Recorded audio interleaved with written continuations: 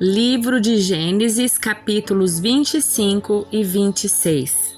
A morte de Abraão. Abraão se casou outra vez com uma mulher chamada Quetura.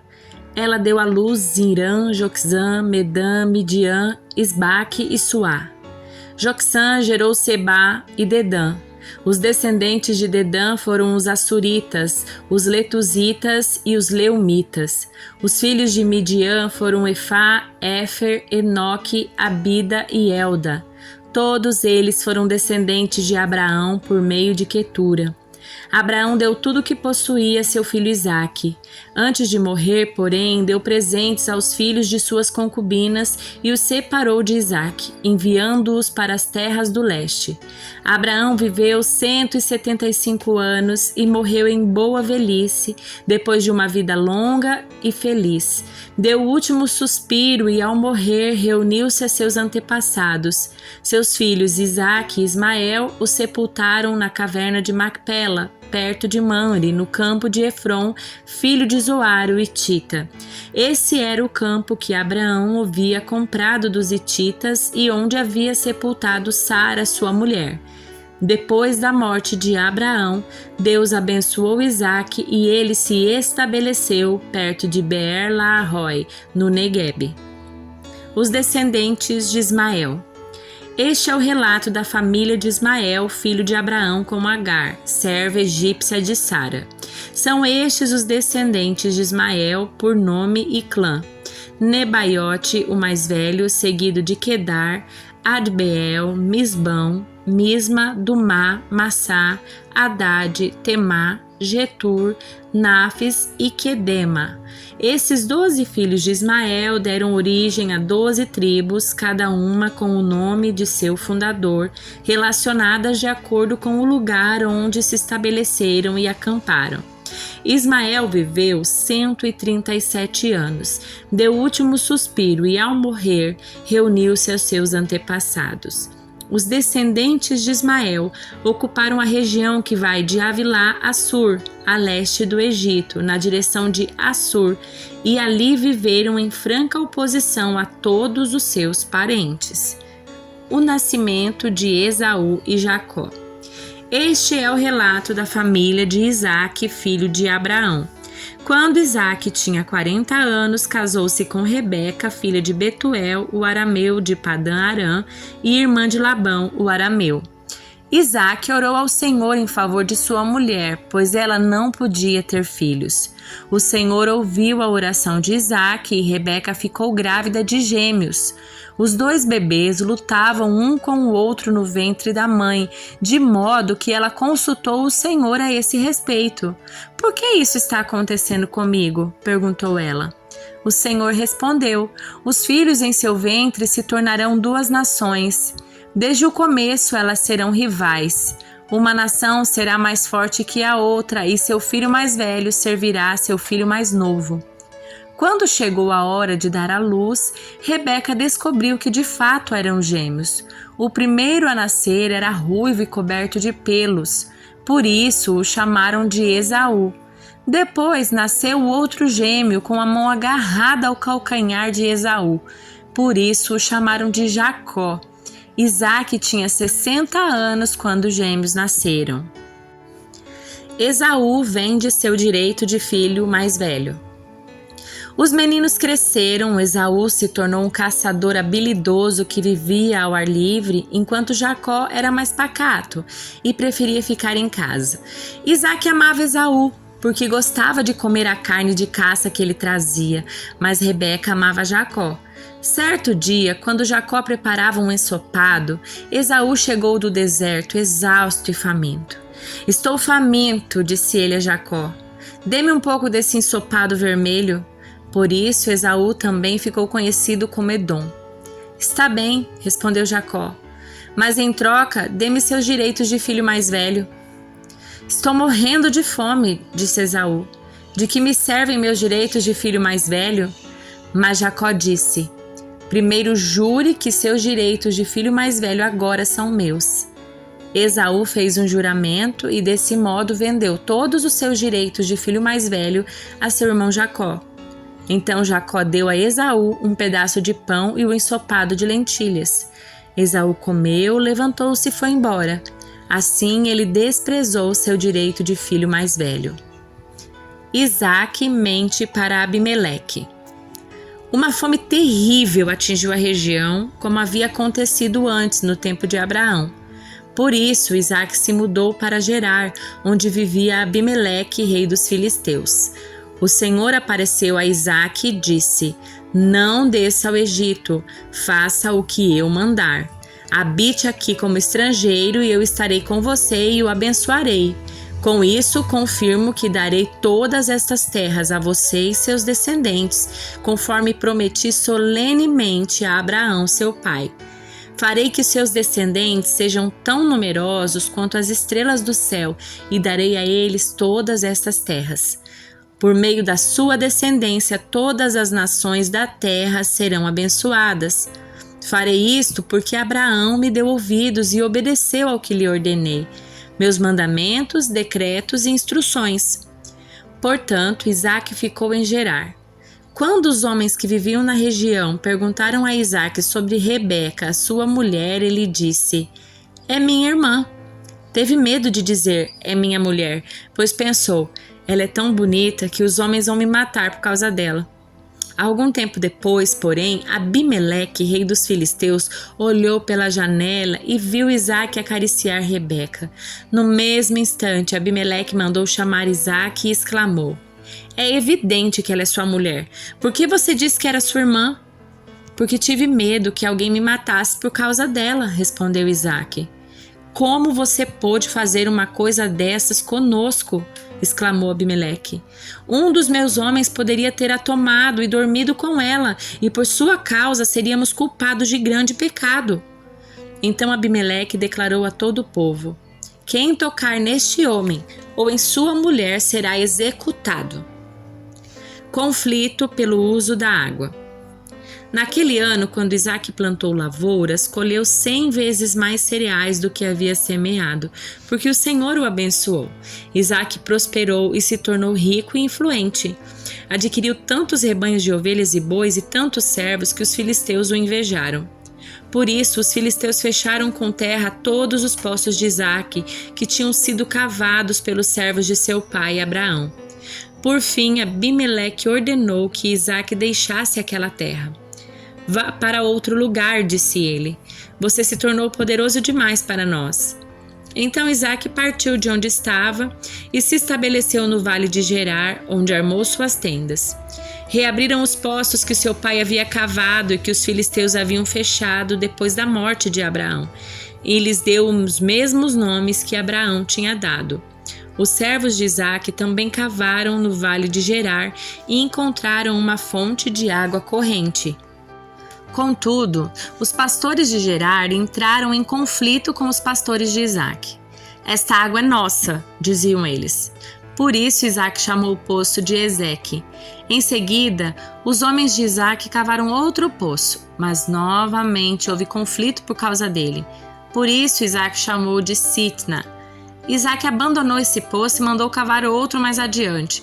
Desta vez ninguém discutiu por causa dele, de modo que Isaque o chamou de Reobote, pois disse: Finalmente o Senhor criou espaço suficiente para prosperarmos nessa terra.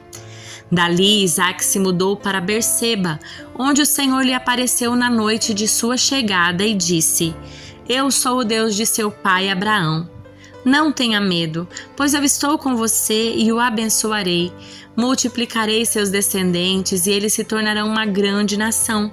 Farei isso por causa da minha promessa ao meu servo Abraão.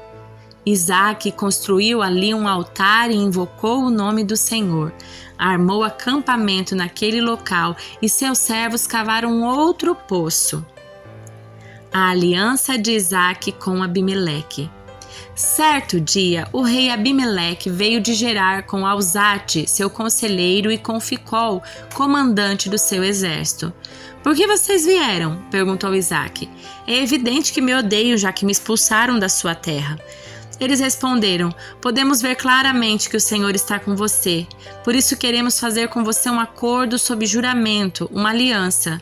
Jure que não nos fará mal, assim como nós nunca lhe fizemos mal. Sempre o tratamos bem e o despedimos em paz. E agora veja como o Senhor o abençoou. Então Isaque lhes preparou um banquete, e eles comeram e beberam juntos. Logo cedo, na manhã seguinte, cada um fez o juramento solene de não interferir com o outro. Isaque se despediu deles e partiram em paz. Naquele mesmo dia, os servos de Isaque vieram lhe falar de um novo poço que tinham cavado. Encontramos água, exclamaram. Por isso Isaque chamou o poço de Seba, e até hoje a cidade que se formou ali é conhecida como Beer-seba. Quando Esaú tinha 40 anos, casou-se com 2 mulheres hititas, Judite, filha de Beeri, e Basemate, filha de Elon. Essas 2 mulheres causaram grande desgosto a Isaque e Rebeca. Livro de Salmos, capítulo 7. Salmo que Davi cantou ao Senhor sobre Cuxi, da tribo de Benjamim. Em ti me refugio, Senhor meu Deus. Salva-me dos que me perseguem e livra-me. Do contrário, eles me atacarão como leões e me despedaçarão sem que ninguém me resgate. Ó Senhor meu Deus, se fiz o mal, se cometi alguma injustiça, se traí um amigo ou saqueei meu adversário sem razão, que meus inimigos me persigam e capturem, que me pisoteiem no chão e no pó arrastem a minha honra. Levanta-te, Senhor, em tua ira. Ergue-te contra a fúria dos meus inimigos. Desperta, meu Deus, e faz justiça. Reúne as nações diante de ti e toma teu lugar de autoridade sobre elas. O Senhor julga as nações, declara-me justo, ó Senhor, pois sou inocente, ó Altíssimo. Faz cessar a maldade dos perversos e dá segurança ao justo, pois tu sondas a mente e o coração, ó Deus justo. Deus é meu escudo, ele salva os que têm coração íntegro. Deus é justo juiz. Todos os dias ele mostra sua ira contra os perversos. Se eles não se arrependerem, Deus afiará sua espada, armará seu arco para disparar, preparará suas armas mortais e acenderá suas flechas com fogo. Sim, o perverso gera o mal, concebe o sofrimento e dá luz à mentira.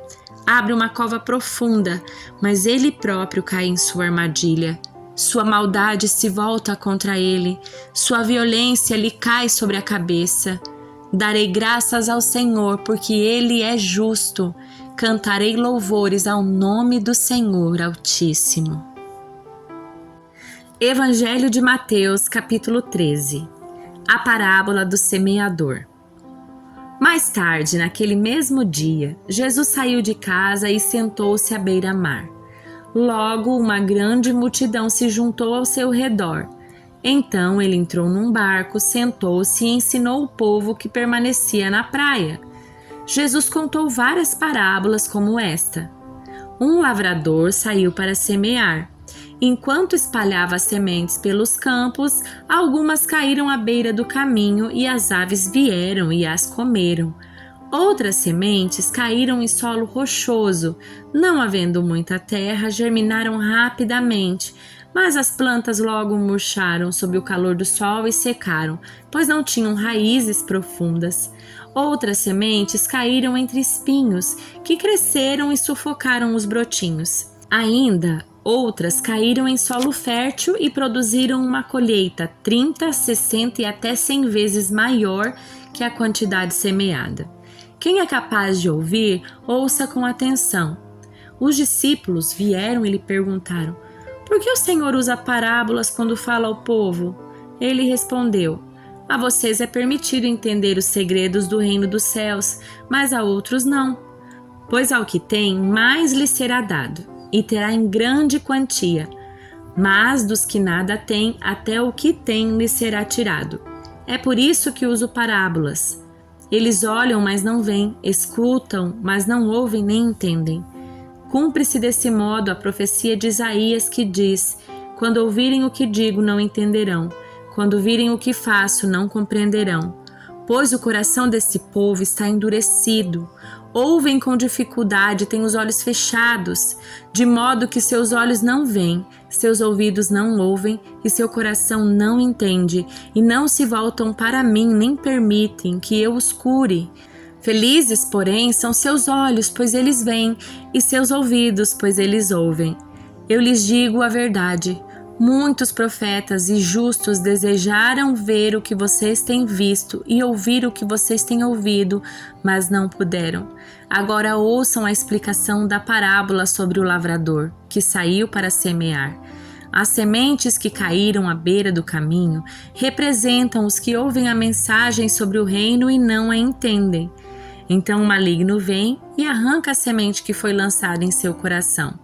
As que caíram no solo rochoso representam aqueles que ouvem a mensagem e sem demora a recebem com alegria. Contudo, uma vez que não têm raízes profundas, não duram muito tempo. Assim que enfrentam problemas ou são perseguidos por causa da mensagem, cedo desanimam. As que caíram entre os espinhos representam outros que ouvem a mensagem, mas logo ela é sufocada pelas preocupações dessa vida e pela sedução da riqueza, de modo que não produzem fruto. E as que caíram em solo fértil representam os que ouvem e entendem a mensagem e produzem uma colheita 30, 60 e até 100 vezes maior que a quantidade semeada. A parábola do trigo e do joio. Esta foi outra parábola que Jesus contou. O reino dos céus é como um agricultor que semeou boas sementes em seu campo. Enquanto os servos dormiam, seu inimigo veio, semeou joio no meio do trigo e foi embora. Quando a plantação começou a crescer, o joio também cresceu. Os servos do agricultor vieram e disseram: "O campo em que o Senhor semeou as boas sementes está cheio de joio. De onde ele veio?" "Um inimigo fez isso", respondeu o agricultor. "Devemos arrancar o joio?" perguntaram os servos. "Não", respondeu ele.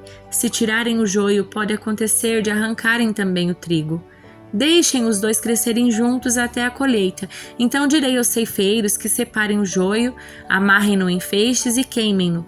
Depois guardem o trigo no celeiro." A parábola da semente de mostarda. Então Jesus contou outra parábola. O reino dos céus é como a semente de mostarda que alguém semeia num campo. É a menor de todas as sementes, mas se torna a maior das hortaliças, cresce até se transformar em árvore, e vêm as aves e fazem ninho em seus galhos. Jesus também contou a seguinte parábola. O reino dos céus é como o fermento usado por uma mulher para fazer pão. Embora ela coloque apenas uma pequena quantidade de fermento em 3 medidas de farinha, toda essa massa fica fermentada.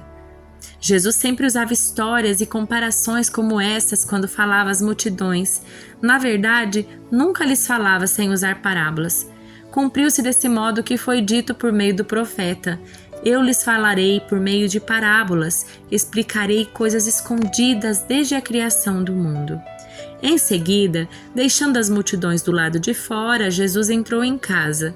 Seus discípulos lhe pediram: "Por favor, explique-nos a história do joio no campo." Jesus respondeu: "O Filho do Homem é o agricultor que planta as boas sementes. O campo é o mundo, e as boas sementes são o povo do reino. O joio são as pessoas que pertencem ao maligno, e o inimigo que plantou o joio no meio do trigo é o diabo. A colheita é o fim dos tempos, e os que fazem a colheita são os anjos. Da mesma forma que o joio é separado e queimado no fogo, assim será no fim dos tempos. O Filho do Homem enviará seus anjos, e eles removerão do reino tudo que produz pecado e todos que praticam mal, e os lançarão numa fornalha ardente, onde haverá choro e ranger de dentes. Então os justos brilharão como o sol no reino do seu Pai. Quem é capaz de ouvir, ouça com atenção." A parábola do tesouro escondido. O reino dos céus é como um tesouro escondido que um homem descobriu num campo. Em seu entusiasmo, ele o escondeu novamente, vendeu tudo o que tinha e com o dinheiro da venda comprou aquele campo. O reino dos céus também é como um negociante que procurava pérolas da melhor qualidade. Quando descobriu uma pérola de grande valor, vendeu tudo o que tinha e com o dinheiro da venda comprou tal pérola. O reino dos céus é ainda como uma rede de pesca que foi lançada ao mar e pegou peixes de todo tipo. Quando a rede estava cheia, os pescadores a arrastaram até a praia, sentaram-se, juntaram os peixes bons em cestos, jogando fora os ruins. Assim será no fim dos tempos.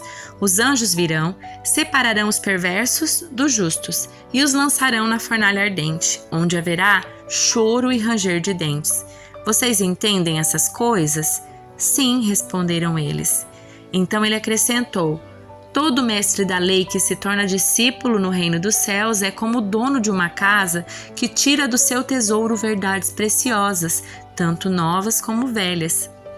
Quando Jesus terminou de contar estas parábolas, deixou aquela região e voltou para Nazaré, cidade onde tinha morado. Enquanto ensinava na sinagoga, todos se admiraram e perguntaram: de onde lhe vem a sabedoria e o poder para realizar milagres? Não é esse o filho do carpinteiro? Conhecemos Maria, sua mãe, também seus irmãos Tiago, José, Simão e Judas. Todas as suas irmãs moram aqui entre nós. Onde ele aprendeu todas essas coisas?